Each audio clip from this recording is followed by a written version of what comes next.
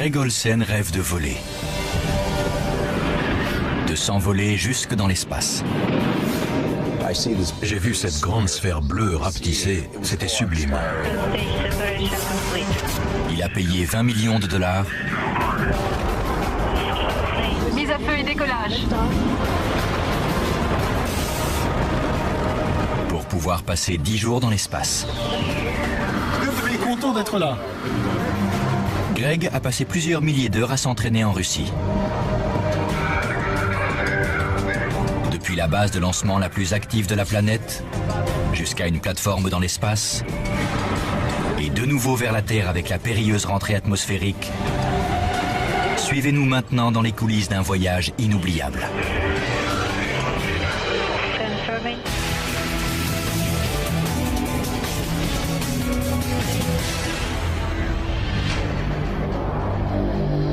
Si vous avez une fusée à prendre, c'est ici que ça se passe. Aucun autre endroit au monde ne comptabilise autant de départs dans l'espace. 10 à 15 lancements par an. Ce morceau de désert au centre du Kazakhstan, c'est le cosmodrome de Baïkonour.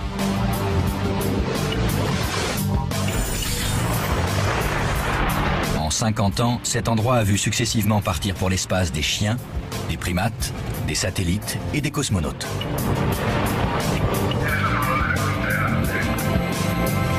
Aujourd'hui, pour la 3e fois de l'histoire, un passager payant va entrer en orbite.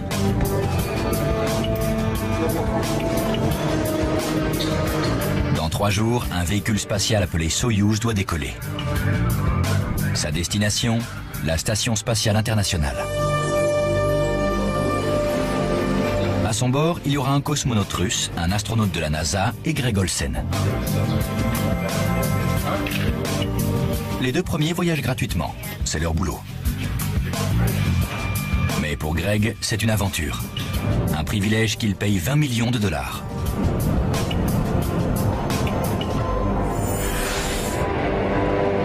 Nous sommes à 72 heures du lancement. Le compte à rebours a commencé. Écoutez tous, voici le plan de travail de la journée numéro 017. À 3 km du pas de tir, dans un vaste hangar, on s'apprête à assembler une gigantesque fusée Soyouz. L'équipe que dirige Sergueï Oboukov dispose de 12 heures pour cette opération. Au moindre retard, le lancement pourrait être annulé. Pendant l'assemblage, mes ordres sont très brefs. Mais mes hommes savent ce que j'attends d'eux. Ils savent ce qu'ils ont à faire.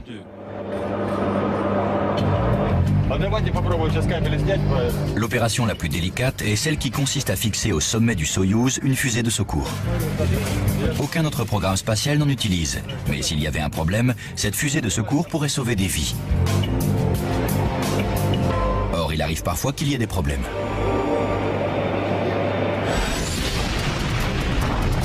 Le 26 septembre 1983, un Soyouz s'apprête à décoller.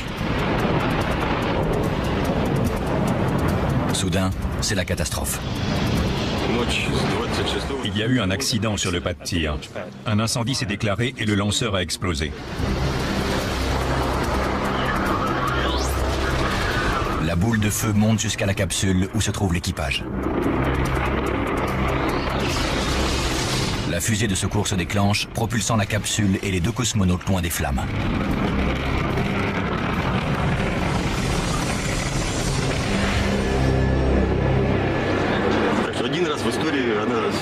Cette fusée de secours a déjà joué son rôle une fois. Une seule fois. Et j'espère bien qu'on n'en aura plus jamais besoin.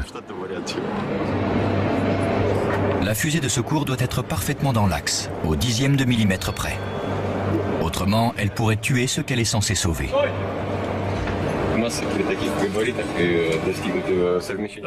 Bien sûr, avec un objet de cette taille et de ce poids, il est très difficile d'être aussi précis.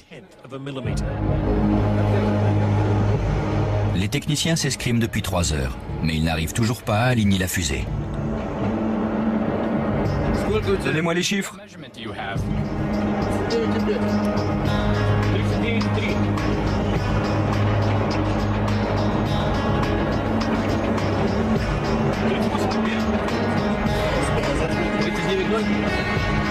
quelque chose cloche dans les mesures.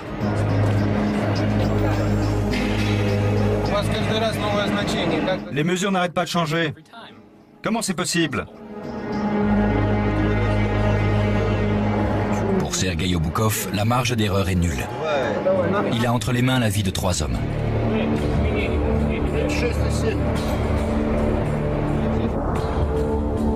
Voici les 3 hommes en question. Bill McArthur, astronaute de la NASA et commandant de l'expédition 12.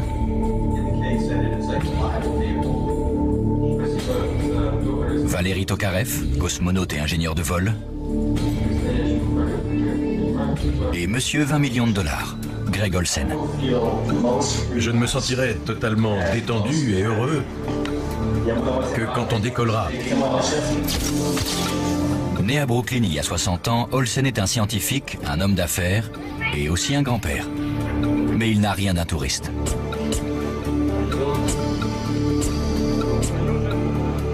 Le terme touriste de l'espace implique qu'on fait un chèque en échange d'un petit voyage pépère. Croyez-moi, ce n'était pas du tout ça. Greg a travaillé dur pour arriver jusqu'ici. Il s'est entraîné pendant 2 ans avec l'agence spatiale russe. Dans le cadre de cet entraînement, il a expérimenté la gravité zéro. Cet ancien jumbo jet russe a été spécialement aménagé pour recréer les conditions d'apesanteur. Une ascension suivie d'un plongeon rapide permet d'obtenir un état de microgravité pendant une durée de 25 secondes. Vous êtes dans l'avion et tout d'un coup, vous vous sentez monter. C'est pour voir comment vous vous comportez. Le vol parabolique m'a permis de découvrir que j'adorais cette sensation et que je n'étais pas sujet au mal de l'air. Je sais que je vais aimer l'espace.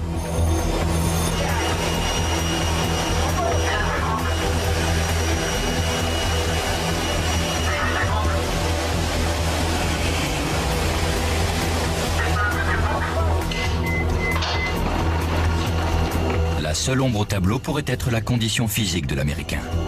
Il a déjà été écarté d'une mission à cause de problèmes respiratoires. Et celle-ci pourrait bien également partir sans lui. Je ne veux surtout pas représenter un risque pour l'équipage, mais plutôt un atout. L'entraînement vise surtout à préparer les hommes à la rentrée dans l'atmosphère. L'atterrissage est souvent brutal.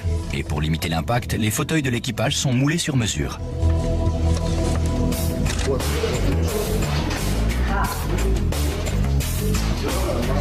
Une technique que la Russie maîtrise depuis 50 ans.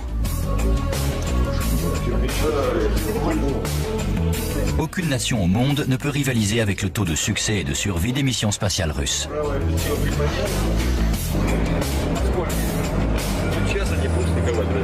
Personne cependant ne quittera le cosmodrome de Baïkonour dans ce lanceur sans l'accord de Sergueï Oboukov. Son équipe s'efforce toujours de fixer la fusée de secours sur le Soyouz. L'heure tourne, mais il n'est pas question de céder à la pression. Je ne regarde pas l'heure. Il ne s'agit pas de travailler vite, mais de travailler bien. Je dois être absolument sûr que tout est parfait pour que l'équipage soit en sécurité.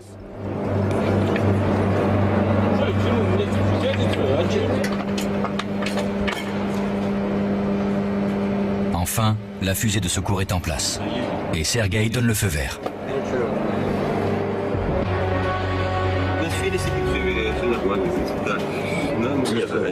Il n'y a plus de jeu dans l'assemblage.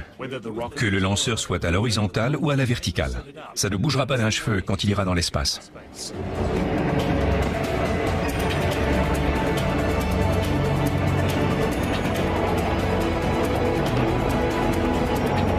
L'équipe peut maintenant passer à l'étape suivante. L'assemblage des étages inférieurs et supérieurs de la fusée. Malgré la taille énorme des 2 éléments, l'opération nécessite la plus grande précision. À 62 heures seulement du lancement, Sergueï est totalement concentré.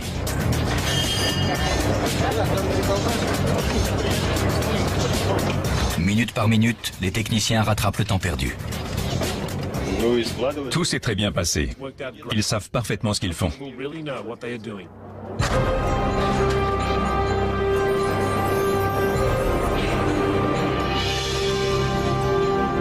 Nous sommes à la veille du lancement. À l'aube, les portes du hangar s'ouvrent, révélant un lanceur qui pèse plus de 20 tonnes et qui fait la taille d'un immeuble de 12 étages. Pour ceux qui voyageront dedans, c'est une vision inoubliable. Au départ, j'avais peur d'être nerveux ou angoissé. Ça doit ressembler à ce que peut ressentir un soldat avant de partir à la bataille. Est-ce que j'aurai peur quand cette fusée décollera?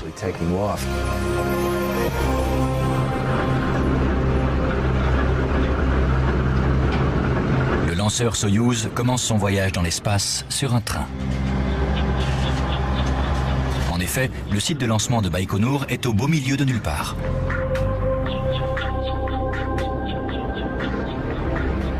Quant au centre de contrôle, il se trouve à 2000 km à l'est, à Moscou. Voici le domaine de l'homme qui dirige tous les lancements russes vers la Station spatiale internationale.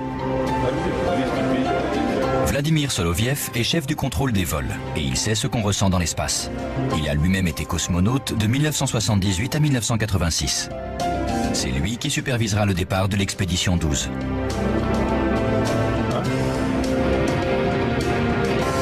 Cet engin est censé filer à travers l'espace à environ 33 000 km/h.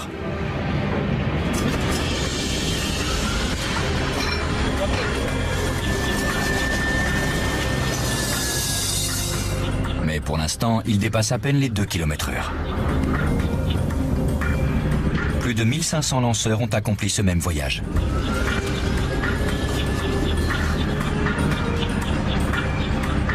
Jusqu'en 1955, Baïkonour était un site militaire. Les choses changèrent en 1957 avec le lancement de Spoutnik. Ce satellite de la taille d'un ballon de foot allait ouvrir la course à l'espace. Peu de temps après, Youri Gagarin décolla du même endroit pour devenir le premier homme dans l'espace. La fusée dans laquelle il voyageait était si fiable qu'on a repris la même architecture pour l'engin qui traverse à présent lentement le désert kazakh.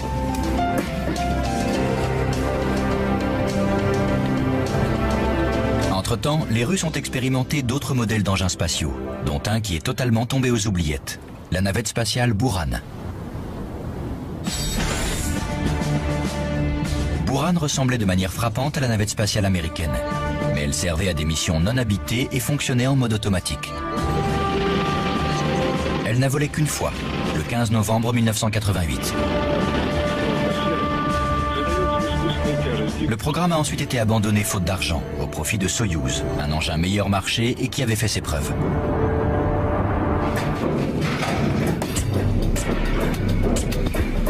À 9 h, le lanceur arrive sur l'aire de lancement.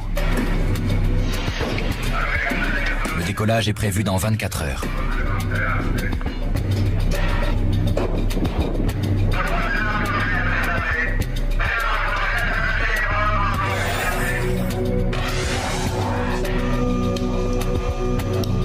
L'équipage se plie aux dernières formalités d'usage. Allez, souriez.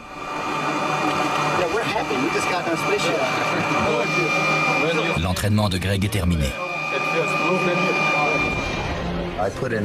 J'ai fait plus de 900 heures d'entraînement. J'ai dû passer des tests et des paliers.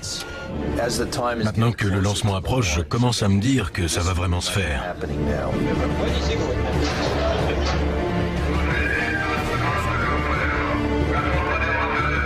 Sur le pas de tir, Soyouz est érigé en position de lancement.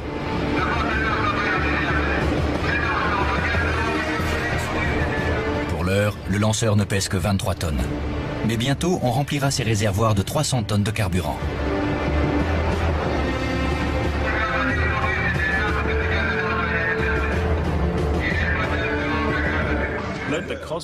Je souhaite que les cosmonautes s'envolent sains et saufs et qu'ils reviennent sur Terre sains et saufs. Dans 20 heures, je me sentirai vraiment bien. Notre sécurité est l'objectif numéro 1 de tous les membres du programme spatial russe.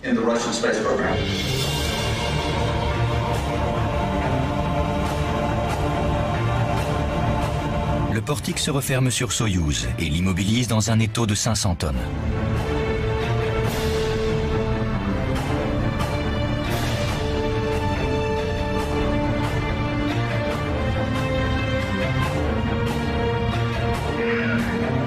Igor Barmin est le directeur de la base de Baïkonour.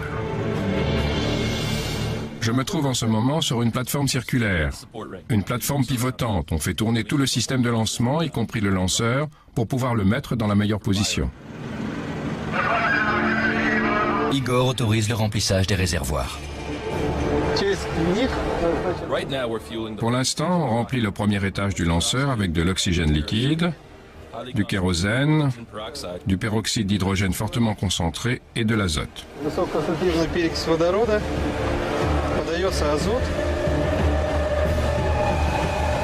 Le mélange est instable.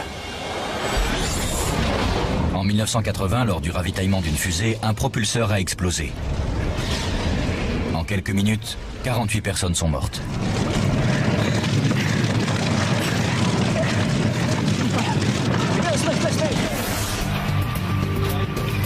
Le lancement doit avoir lieu dans moins de 5 heures.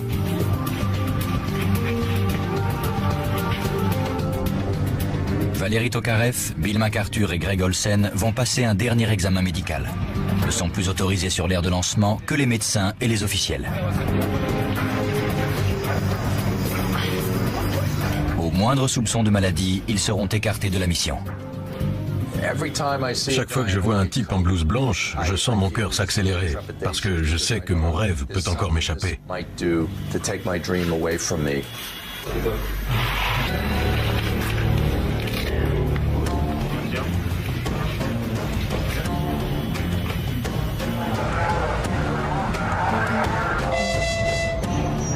Les réservoirs du lanceur sont pleins. Soyouz est prête à décoller.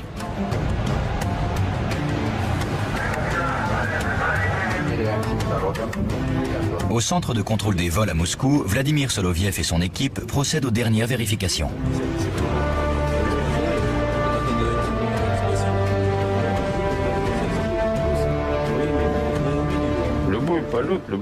Chaque mission dans l'espace est une opération très risquée. L'espace est un environnement hostile et quelque chose peut toujours mal tourner. Si ça arrive, nous devons absolument être prêts. L'expédition 12 est parée au départ.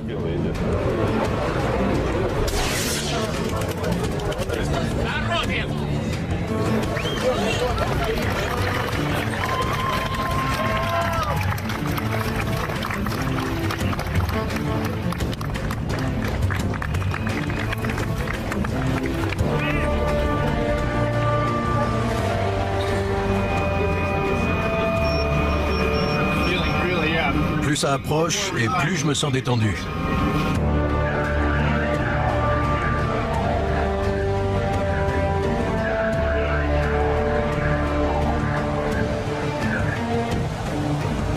Greg Olsen va bientôt savoir s'il a ce qu'il faut pour être accepté dans l'un des clubs les plus fermés du monde. Je ne me prends pas et je ne me prendrai jamais pour un cosmonaute ou un astronaute. J'ai bien trop de respect pour l'entraînement qu'ont suivi ces types. C'est un petit club. En montant dans la fusée, je me dis, je vais vraiment le faire.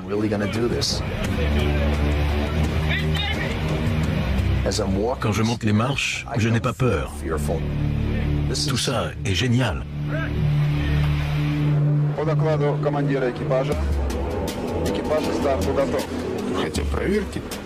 Les vérifications sont en cours à Baïkonour. Ils vérifient le lanceur et le vaisseau. On est à H-2 et jusque-là tout va bien.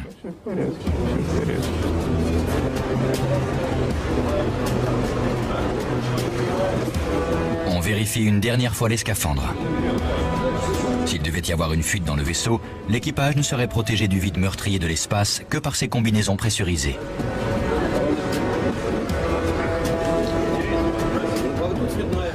La vérification de l'étanchéité des combinaisons est une étape très importante.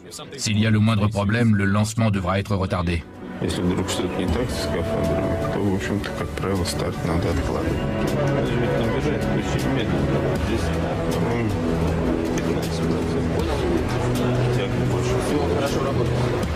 Les scaphandres sont déclarés étanches. À partir de là, le processus s'accélère. Les techniciens arment le système de secours. Le portique s'ouvre.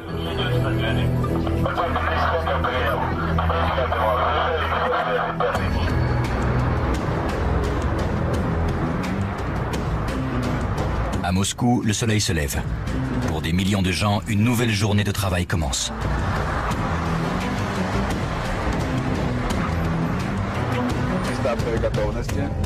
Mais le centre de contrôle est déjà en effervescence depuis des heures, plus que 15 minutes avant le lancement.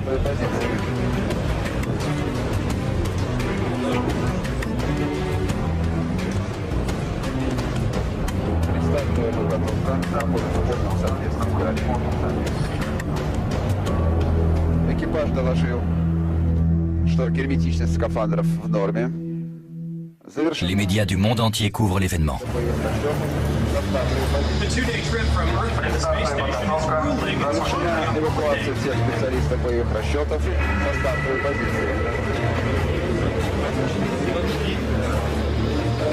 Décollage dans 2 minutes. L'attente est presque finie, mais un incident peut encore survenir. Sergei Oboukov reste sur le qui-vive. Je suis tendu. Le jour du lancement, tant qu'on n'annonce pas que le vaisseau s'est séparé du lanceur, je suis tendu. C'est seulement à ce moment-là que je peux dire « Voilà, j'ai fait mon boulot ».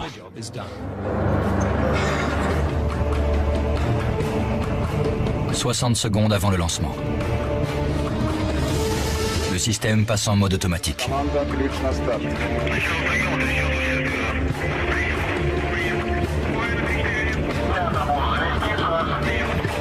À ce stade, le lancement ne peut plus être arrêté. «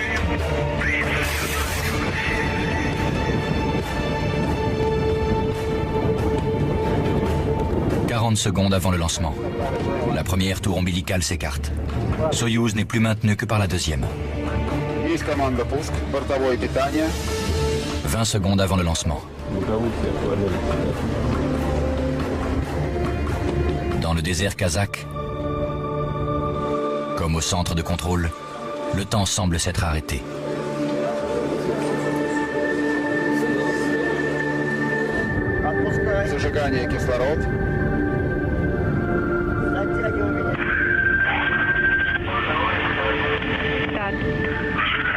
Restez-moi 13 secondes. La deuxième tour ombilicale s'écarte du Soyouz. 7, 6, 5, 4, 3, 2, 1. Mise à feu des EAP et décollage du lanceur Soyouz avec à son bord William McArthur, Valéry Tokarev et Gregory Olsen.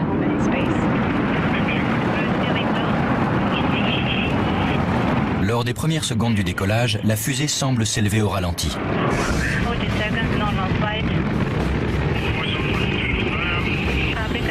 Puis des tonnes de carburant s'enflamment dans les moteurs du Soyouz.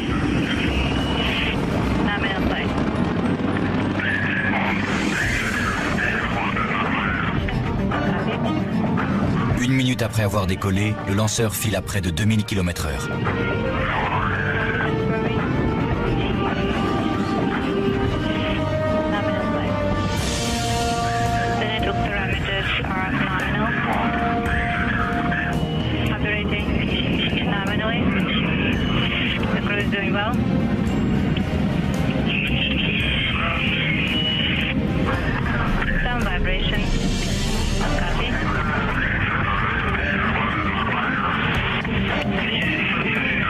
Après 2 minutes de vol, les 4 propulseurs sont largués.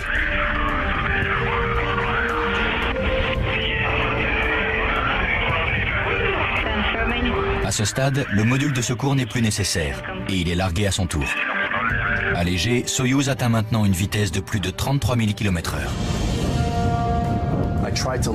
J'ai essayé de lever le bras, mais j'avais l'impression qu'il pesait 5 kilos. Et là, j'ai su que c'était bon et qu'on était en pleine accélération.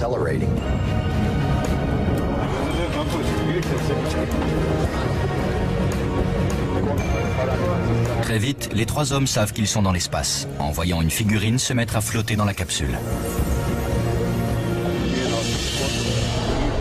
L'entrée en orbite est un moment important.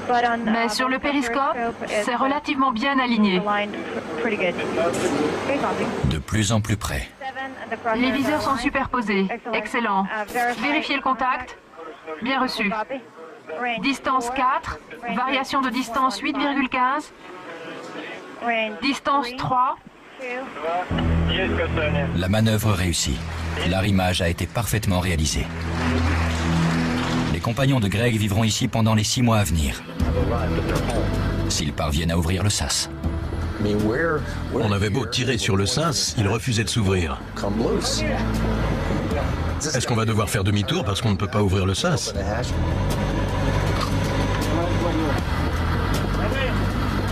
On a enfin réussi à l'ouvrir. Krikalev et Phillips avaient déjà ouvert le leur.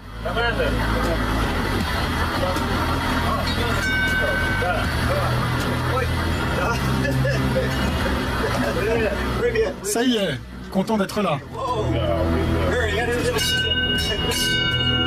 Express numéro 12 arrive. Salut! C'est un grand moment. On tombe dans les bras les uns des autres.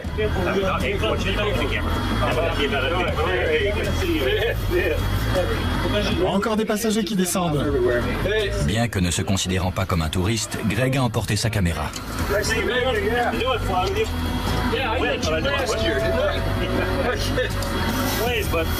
Ces 20 millions lui donnent encore droit à 7 jours dans la station. Et il veut enregistrer un maximum d'images avant de rentrer chez lui avec l'équipage sortant.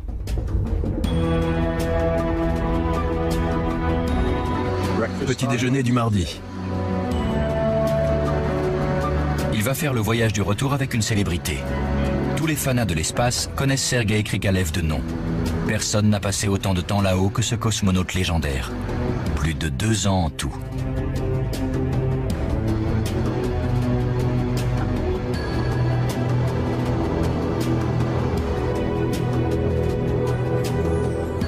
Notre commandant Sergei Krikalev sur le tapis d'exercice. C'est un homme extraordinaire.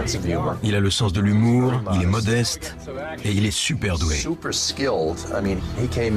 Quand je suis arrivé, il a tout fait pour que je me sente aussi à l'aise que possible.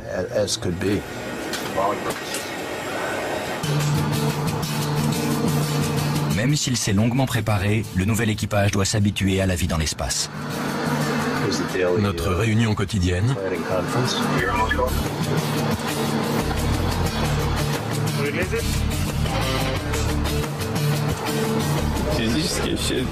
Pour l'instant, il découvre la pesanteur. Les choses sont légères, elles flottent et elles se mélangent. On réagit à tout, on tourne tout le temps la tête et ça donne le mal de l'espace. Un peu comme le mal de mer. Au bout d'un moment, on finit par se dire « Ça suffit, je vais laisser tout ça flotter et je vais regarder droit devant moi. » Imaginez-vous en train de flotter, c'est magique. Comment peut-on flotter dans l'air? Je ne m'en lassais pas.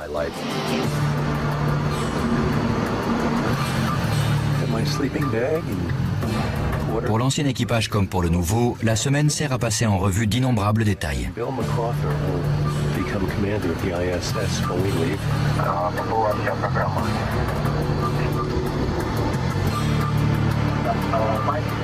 Quant à Greg, il en profite pour explorer, faire des expériences et s'amuser.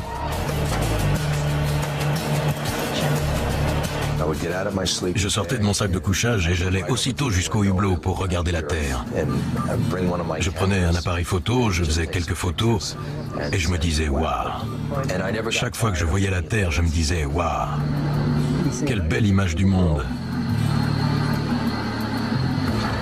Ça, c'est le Soyouz dans lequel je vais rentrer. Le sas de transfert. Et près des panneaux solaires, on peut voir le bras robotisé. Sur Terre, 10 jours se sont écoulés depuis le lancement. Mais sur la station spatiale, le soleil s'est levé et couché près de 200 fois. Greg Olsen a fait plus de 100 fois le tour du globe, soit près de 5 millions de kilomètres en tout. Il a développé des liens privilégiés avec ses compagnons de voyage. Mais il va devoir leur dire au revoir. Je me suis entraîné avec Tokarev et MacArthur pendant 5 mois, dont 2 mois intensifs. Et maintenant, je dois les laisser.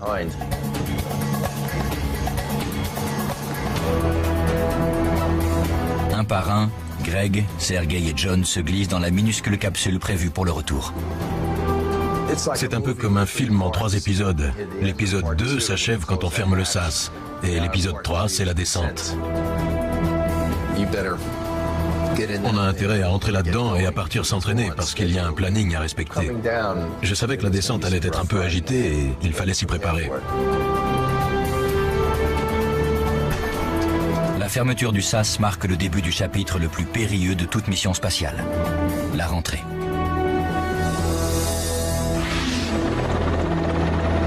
Environ 350 km plus bas, les hélicoptères de l'armée de l'air russe survolent les plaines du Kazakhstan. Quand la capsule atterrira, c'est eux qui la récupéreront.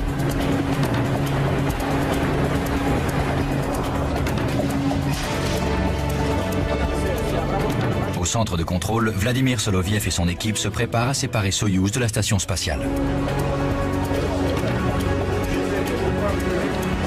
Mais tout à coup, l'inquiétude se lit sur les visages.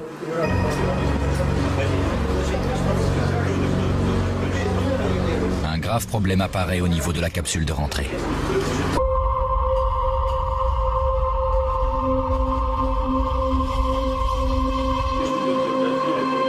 Il y a une fuite d'air dont l'origine et l'emplacement sont inconnus.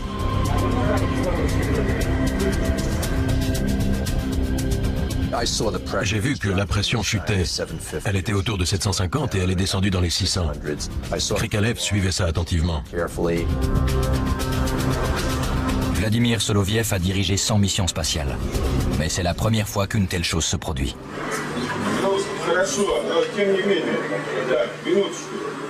Bien. Attendez une minute. Ne faites rien sans mon autorisation.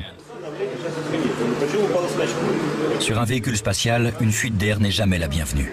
Mais pendant la rentrée, le risque est encore plus grand. Et tous le savent, au sol comme dans l'espace.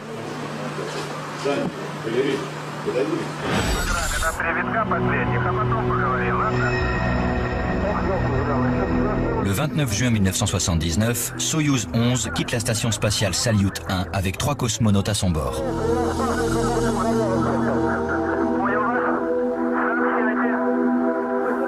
Le vol de retour se passe sans incident, jusqu'à la descente finale, où la capsule commence à perdre de l'air.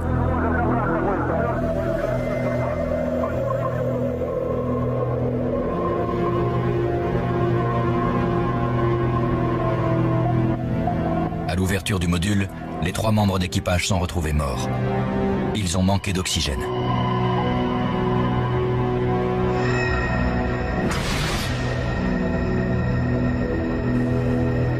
La même chose pourrait arriver à ce Soyouz.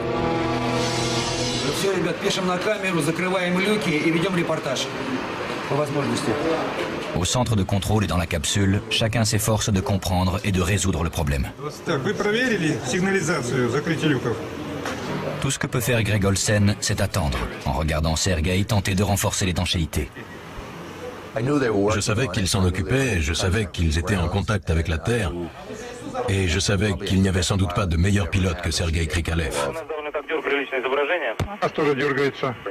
Sergei contacte Moscou. Il pense avoir réussi à stabiliser la pression dans la cabine. La fuite semble s'être arrêtée. La décision incombe maintenant à Vladimir Soloviev. Il donne son feu vert.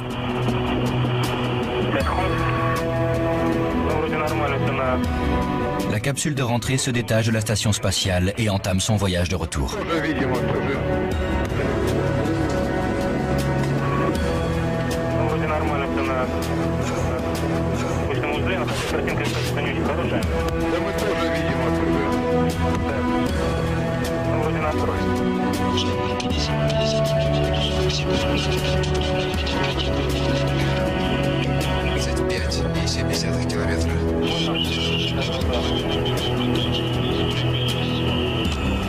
Pendant 2h30, tout se passe comme prévu et les cosmonautes se rapprochent de la Terre.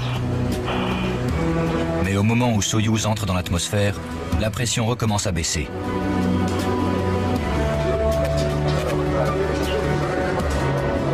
Très vite, 12% de l'air respirable dans la cabine s'est évaporé. Les trois hommes n'ont que deux solutions aussi risquées l'une que l'autre. Ils peuvent augmenter la pression dans la cabine en utilisant de l'oxygène pur, hautement inflammable, ou miser sur leur combinaison pressurisée. Soudain, les communications s'interrompent.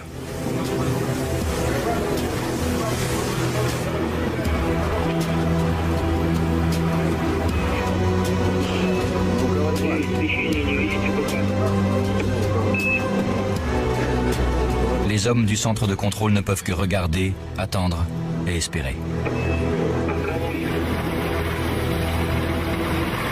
Les hélicoptères attendent le signal du départ. Dès qu'ils auront les coordonnées de la capsule, ils pourront décoller.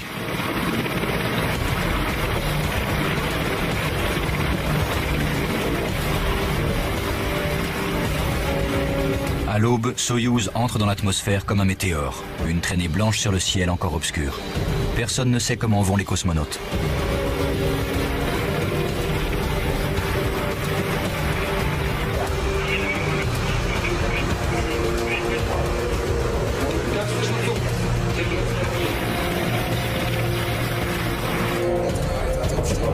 Comme prévu, plusieurs parachutes se déploient. Grâce à eux, l'engin va ralentir, passant de 900 à 25 km/h.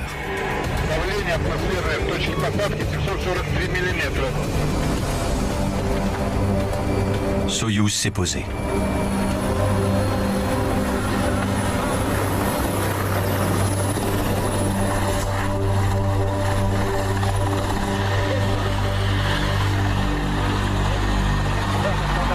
L'équipe de récupération entoure la capsule noircie et le gigantesque trou qu'elle a creusé dans le désert kazakh.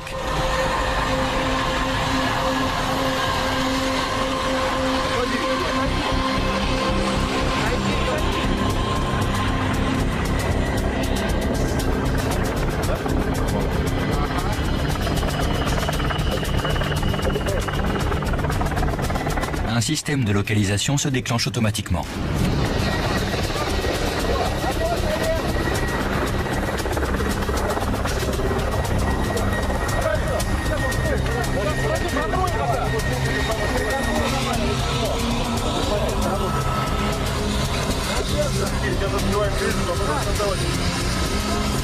Le sas est bloqué.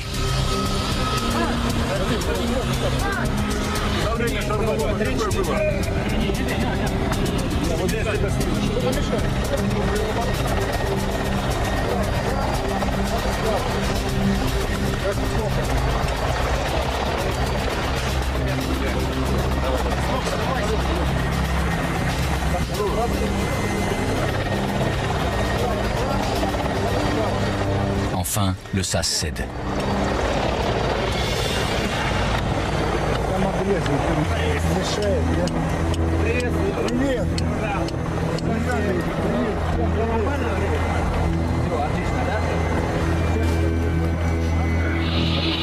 Un par un, les trois hommes encore dans leur fauteuil sont extraits de l'étroite capsule.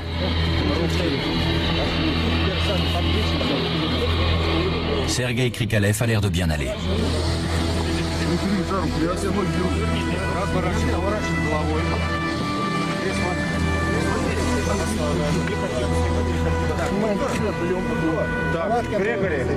Greg Olsen aussi.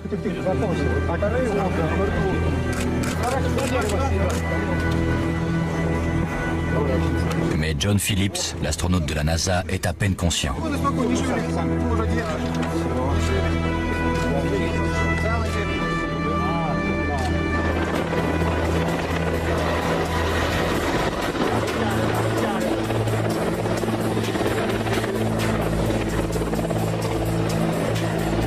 John était vraiment à l'étroit. C'est un grand gaillard.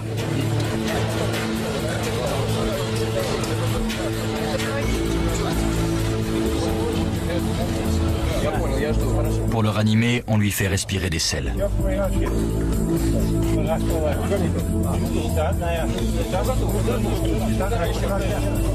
Il lui faudra plusieurs jours pour totalement récupérer.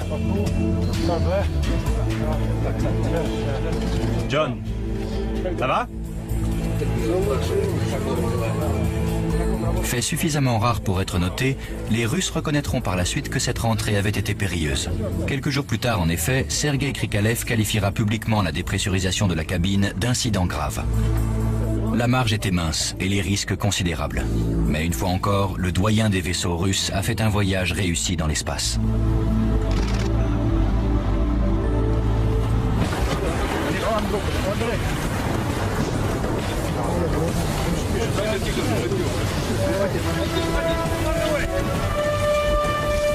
C'était la 814e mission Soyouz.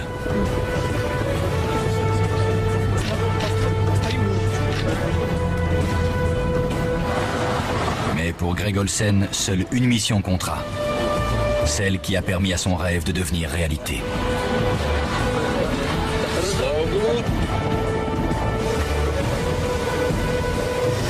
C'était l'expérience de ma vie.